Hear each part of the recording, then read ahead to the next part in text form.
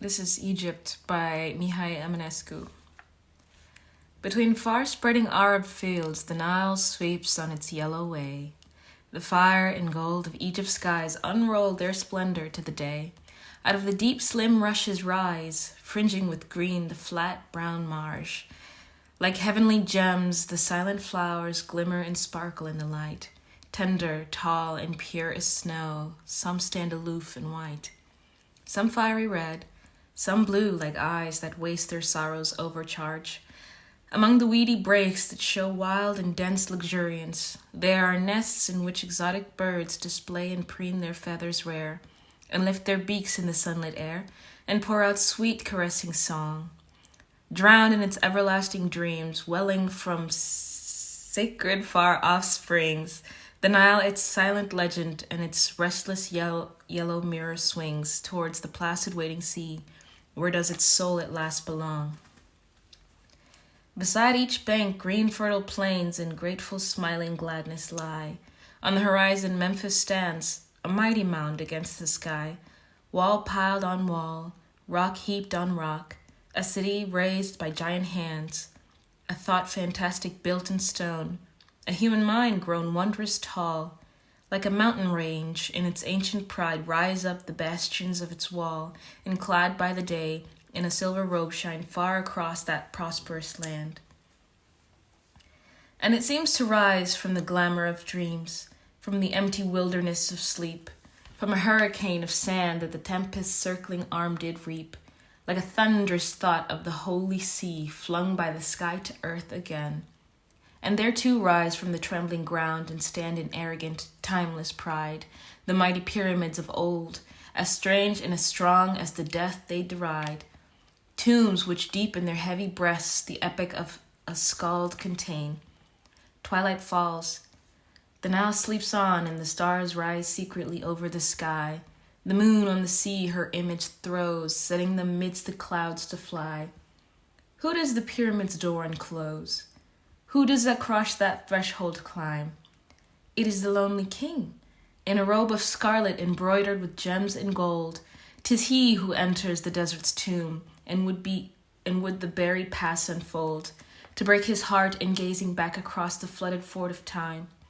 In vain the kings of the earth endeavor with justice and with strength to reign.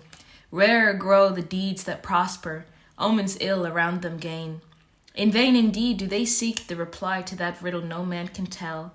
Night falls, and the shadows creep out of the desert's outmost places, across the Nile's long ebb, just as over the tides of stricken races, the brooding, lonely thoughts of that king like those deep shadows darkening fell.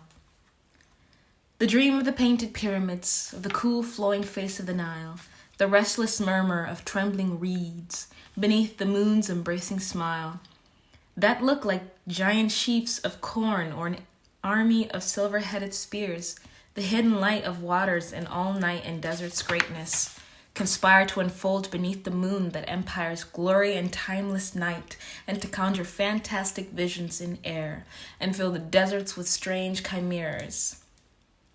The sacred river whispers on in the rippling voice of the fleeting tide, the tale of its endless flowing by, of the nameless folk that have lived by its side, till the soul is drunken with dreaming dreams as swift and as smooth as the river's tail. Endless groves of shivering palms that gleam in the moonbeams as golden light, and that lift their slender silver stems like countless masts to the luminous night, while the waves on the river delight in their spray, and the sky on its cloudless sets sail. In the stately ancient temples there, mid pillars of marble white as snow, each night the gods in their raiments pure with measured places come and go, while softly chanted to silver harps the songs of gray-haired priests arise, to the endless sobbing winds of the sands, to the boundless dark of the night around.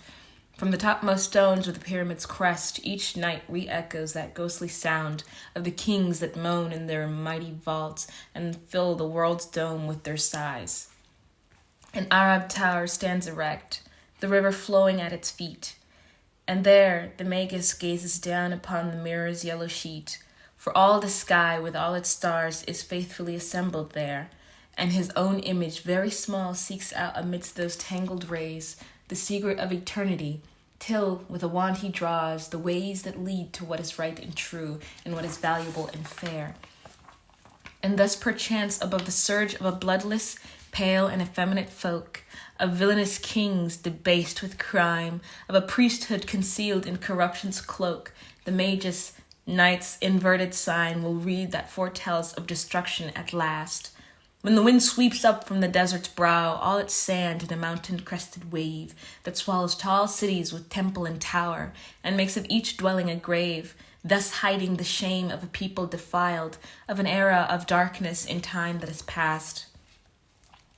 Hurricanes blindly gallop on, till their chargers finally fall in the race, and the wind-lashed flood of the risen Nile sweeps frantically over the desert's face, that the best of Egypt's flowering plains are engulfed by the stream in its raging strife, and from Thebes to Memphis the country is turned to a ruined and empty, desolate strand, where wandering tribes will plant their tents at night upon the scorching sand, a homeless people ranging wide through the lonely legend of their life.